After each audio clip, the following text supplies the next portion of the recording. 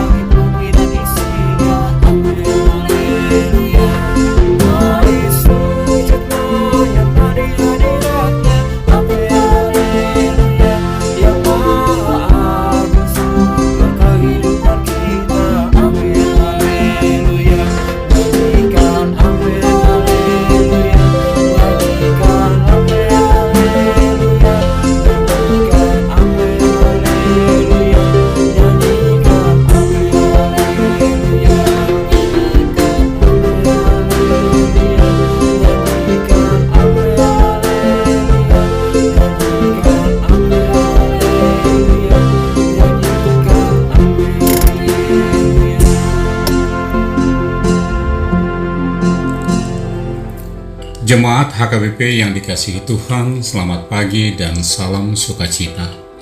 Hari ini kita berjumpa kembali dalam renungan harian HKBP yang mengawali kita menjalani aktivitas sepanjang hari ini. Oleh karena itu, marilah kita berdoa. Bapa kami yang bertahta di kerajaan surga, di pagi ini kami datang ke hadirat-Mu untuk mengucap syukur atas segala kebaikan, kasih dan penyertaan-Mu selama ini. Kami mau mendengarkan firman-Mu sebagai bekal dalam menjalani sepanjang hari ini. Kiranya curahkanlah Roh Kudus-Mu yang akan menuntun kami untuk lebih memahami dan memampukan kami melakukan firman-Mu dalam kehidupan kami sehari-hari. Amin. Firman Tuhan pada hari ini, Kamis tanggal 27 Maret 2025, diambil dari Wahyu 14 ayat 7 yang akan dibacakan dari seorang anak remaja kita. Dipersilahkan. Nats harian tanggal 27 Maret 2025 tertulis dalam kitab Wahyu 14 ayat 7 yang berbunyi, "Dan ia berseru dengan suara nyaring, takutlah akan Allah dan muliakanlah Dia, karena telah tiba saat penghakimannya, dan sembahlah Dia yang telah menjadikan langit dan bumi dan laut dan semua mata air." Dalam bahasa Batak Pidok, Gogoma suarana mandok, habiari hamuma debata, jala pasangat ibana, aindunga dapet tikina pangu hamona, somba hamuma ibana, sitopa langit dohotano, dohot laut ro diaka mua.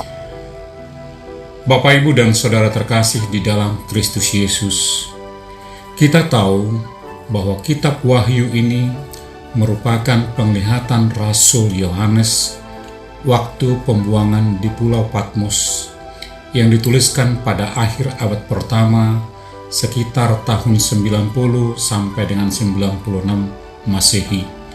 Dan nats renungan hari ini berbicara tentang pemberitahuan hari penghakiman, di mana diceritakan penglihatan Rasul Yohanes bahwa seorang malaikat terbang di tengah-tengah langit sambil membawa Injil untuk diberitakan kepada semua bangsa dan suku, bahasa dan kaum, sambil bersuara nyaring, "Takutlah akan Allah dan muliakanlah Dia, karena telah tiba saat penghakimannya, dan sembahlah Dia yang telah menjadikan langit dan bumi dan laut dan semua mata air."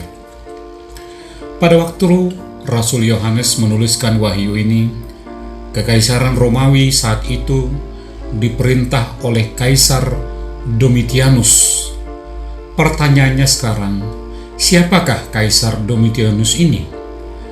Kaisar Domitianus yang menyatakan diri sebagai Tuhan dan Dewa, dan juga terkenal diktator yang sangat kejam, memerintah dari tahun 81 hingga 96 Masehi.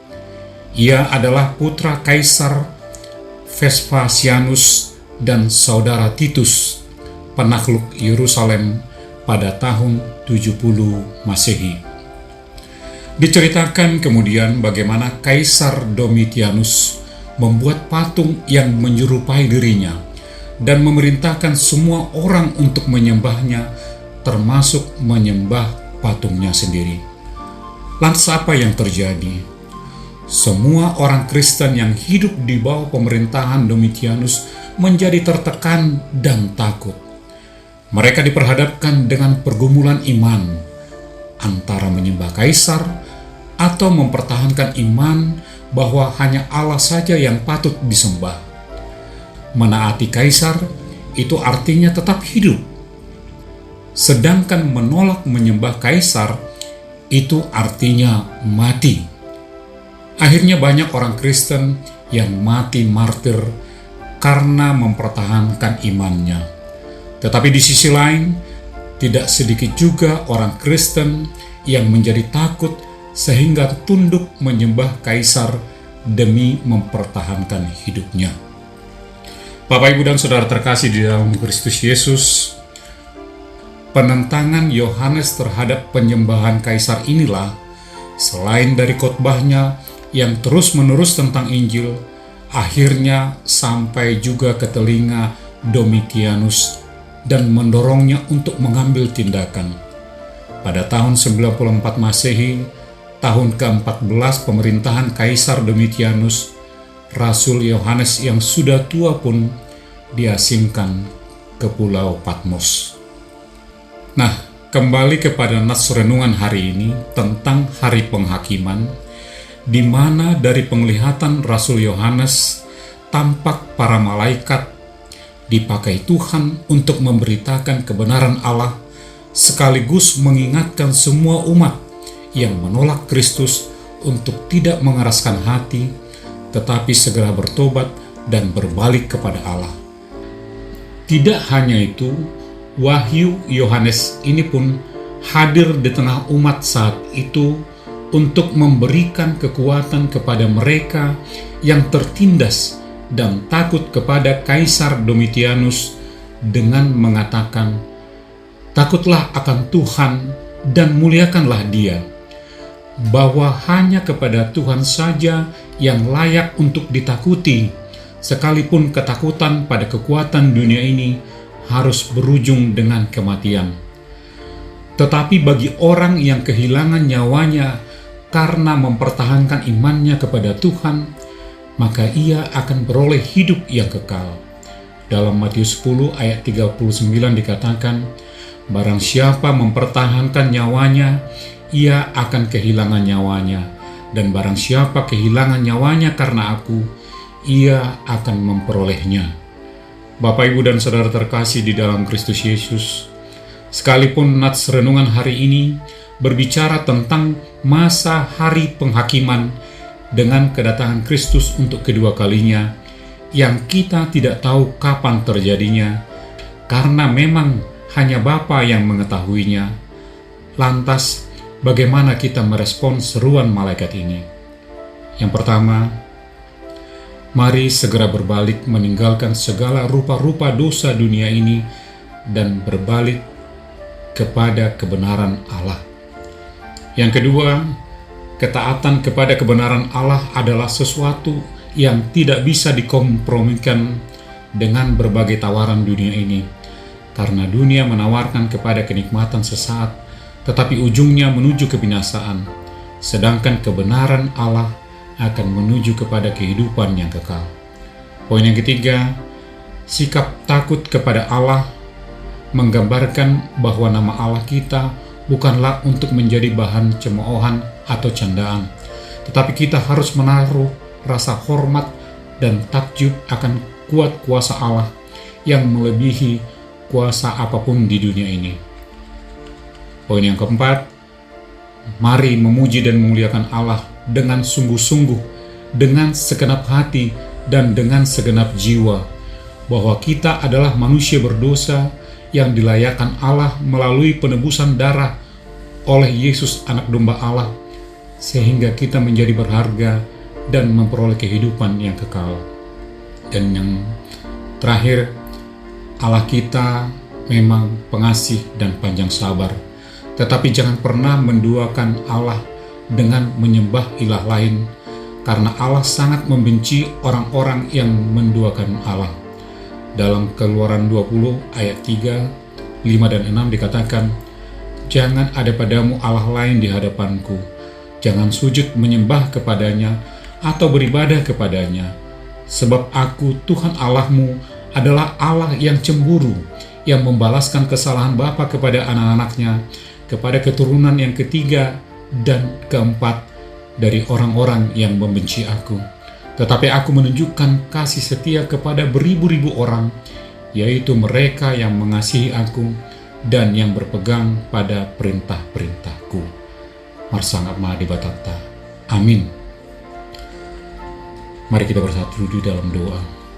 Terima kasih Tuhan untuk firman yang sudah kami dengar dan mengingatkan kami bahwa Engkau adalah Allah satu-satunya yang kami sembah dan tiada Allah lain selain Engkau, bahwa rasa takut dan hormat kami terhadap Engkau haruslah lebih besar dari rasa takut dan hormat kepada kekuatan dunia ini. Kiranya tanamkan di dalam hati kami dengan baik, sehingga iman kami semakin bertumbuh dan semakin kuat dan kokoh. Kami berdoa untuk anak-anak dan orang tua, berikan kami kekuatan, kesehatan dan sukacita. Berkati anak-anak kami di dalam sekolah ataupun perkuliahannya, sehingga dapat selesai sesuai waktunya. Anak-anak kami yang sedang mencari pekerjaan ataupun yang sudah mendapatkan pekerjaan, kiranya curahkan kasih dan hikmat-Mu buat mereka menjadi anak-anak terang dan berkenan di hadapan-Mu. Begitu juga kami orang tua, berkati segala pekerjaan dan usaha kami, sehingga mampu mencukupi segala kebutuhan anak-anak kami dan mereka bisa mandiri di dalam kehidupannya. Berdoa untuk setiap jemaat yang merindukan kehadiran anak di tengah keluarga. Kami memohon curahkanlah belas kasihan-Mu dan berkatilah setiap usaha medis yang mereka tempuh. Kami percaya tiada yang mustahil di hadapan-Mu. Berdoa juga buat anak-anak kami yang sudah waktunya berkeluarga. Tuhan, tunjukkanlah jalan bagi mereka dan berikanlah jodoh yang daripada-Mu, sebagaimana Engkau bersabda bahwa tidak baik manusia itu seorang diri dan akan memberikan penolong baginya. Kami juga berdoa untuk orang tua yang sedang mempersiapkan pernikahan putra-putrinya. Tuhan, berikan mereka kekuatan dan kesehatan, dan cukupkanlah segala biaya yang mereka perlukan, sehingga dapat melaksanakan acara tersebut dengan baik dan penuh sukacita. Kami juga berdoa untuk Amang Anggit Silaban dari Wik Diaspora yang pada hari ini genap berulang tahun. Kiranya Tuhan tambahkan umur yang panjang, berkat penyertaan, kesehatan, kasih dan sukacita sebagai imam di tengah keluarga, gereja dan masyarakat, terlebih di hadapan-Mu. Inilah doa dan permohonan kami Bapa, yang kami panjatkan hanya di dalam satu nama, Yesus Kristus Tuhan kami yang hidup. Marilah kita menerima berkat-Nya. Anugerah Tuhan kita Yesus Kristus dan kasih setia dari Allah Bapa serta persekutuan Roh Kudus, itulah yang menyertai kita dari dulu, sekarang, dan sampai selama-lamanya.